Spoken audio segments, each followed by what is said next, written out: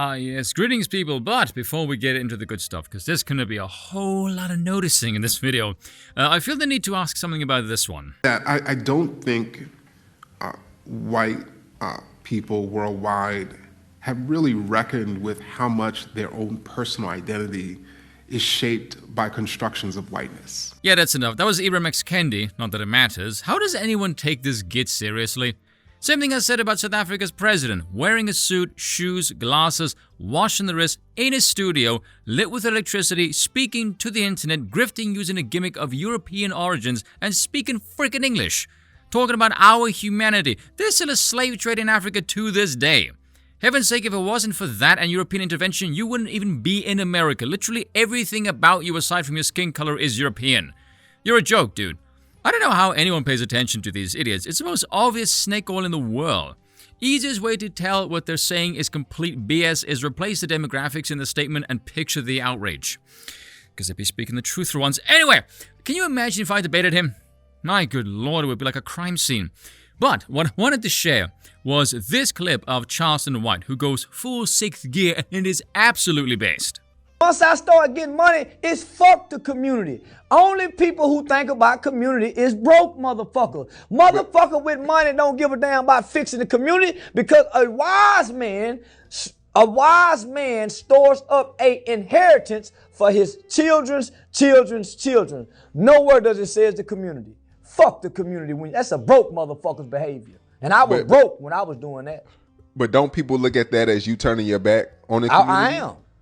Because guess what I was doing? Every day I was walking out that door to go help the community, I was turning my back on my children, my nigga, when I wasn't storing up no inheritance. And I was coming back home broke. Spending all that goddamn time and energy and emotions and mental and psychological. I'm giving all that to the community with no return. Walking back home, nigga.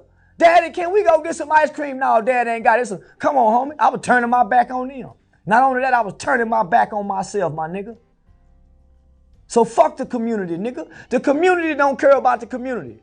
Now, this goes without saying, because I imagine people that know of him would think, oh, he said this and that, and I would disagree with him on other things. Don't care. I'm just going off based on this. Now, I've said this in a previous video before, and I'll try and repeat some of it here. I don't think racism is real. I don't think racism has ever been real. How it's described is absolute nonsense. The way I describe it is if you look at the world through an anthropological lens. Africans in Africa, Asians in Asia, Europeans in Europe. We have different types of land, soil, terrain, travel and trade networks, weather patterns, flora, fauna, beast of burden, different resources, a great variety of variables that account for what kind of a society can develop in these regions. Very difficult for, say, the Industrial Revolution, which was fueled by iron and coal, to happen if there is no access to iron and coal, for example. So naturally, those factors will give rise to different cultures and societies. For the vast majority of all of human history, most conflicts would be local, at least in a landlocked sort of sense. Conflicts would arise with those next door to you, usually for resources and power-driven reasons, but you'd have cultural differences, religious disputes, language barriers, all manner of things that could potentially spark a conflict. So these traits are responsible for the development of a culture and societal habits. Race, in the grand scheme of things, is merely this biological marker that indicates where in the world you come from and the cultural traits associated with it, a phenomenon I call your region code. No one has ever disliked anyone purely on race ever. You ask anyone why they dislike any particular demographic, they will list you reasons why. Now, some of them may be BS, but it's not just the demographic. Except the idiots who say privilege, but who cares about them? They're barely sentient at this point. But no, you discriminate based on these traits and patterns. So when you're being so-called racist, what you're really saying is, I don't like your region code. The concept of racism as defined is actually incredibly primitive at best. Here's how stupid this is. Say Japanese and Chinese people dislike each other for cultural habits, for example. Because it's two groups of Asians, no one bats an eye. But let's say I'm much more culturally aligned with the Japanese than the Chinese. I would very likely dislike the Chinese for the exact same reasons that the Japanese people do. But because I am not Asian, this would be considered racist, even though the only thing separating me from the Japanese here is my region code. So in-group discrimination, that's fine. Out-group discrimination of the exact same manner, oh, the world's on fire now.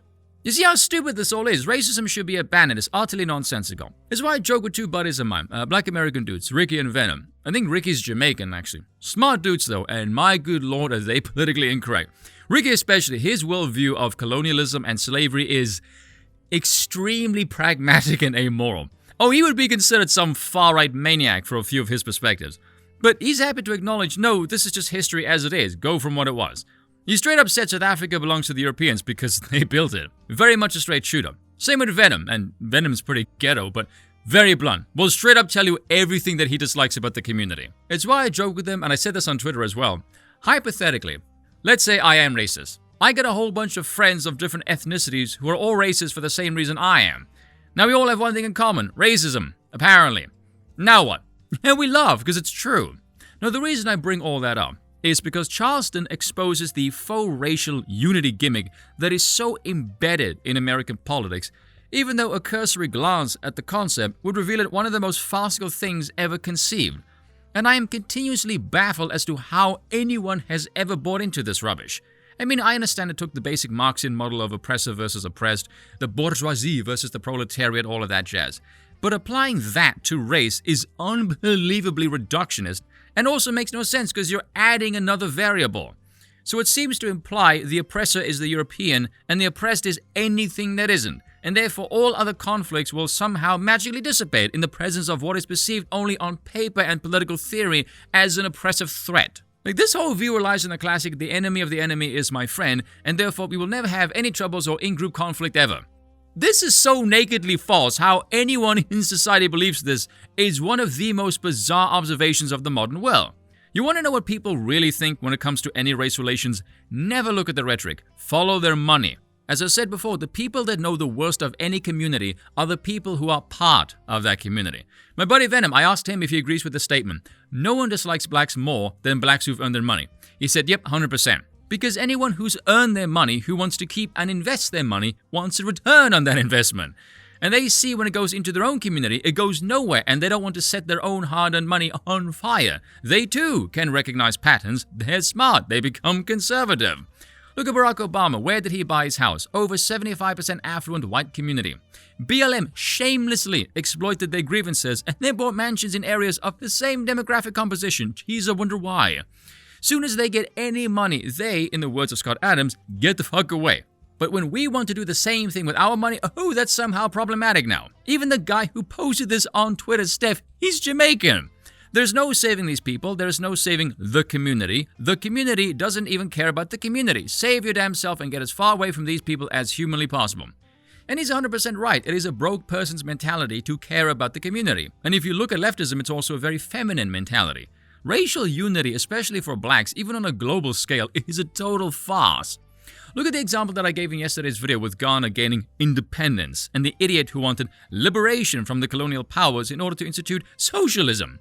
Ignore the demographic aspect of the scenario and look at this purely from a power perspective and ask yourself, what really happened here? Basically, you rid yourself of a competent imperial power and replace it with a local moron who had no capability to rule the way a significantly more advanced civilization would, who rallied the people only to take more power for himself. And oh, suddenly the place gets plagued with corruption, a failing administration, and the standard of living plummets down the tubes.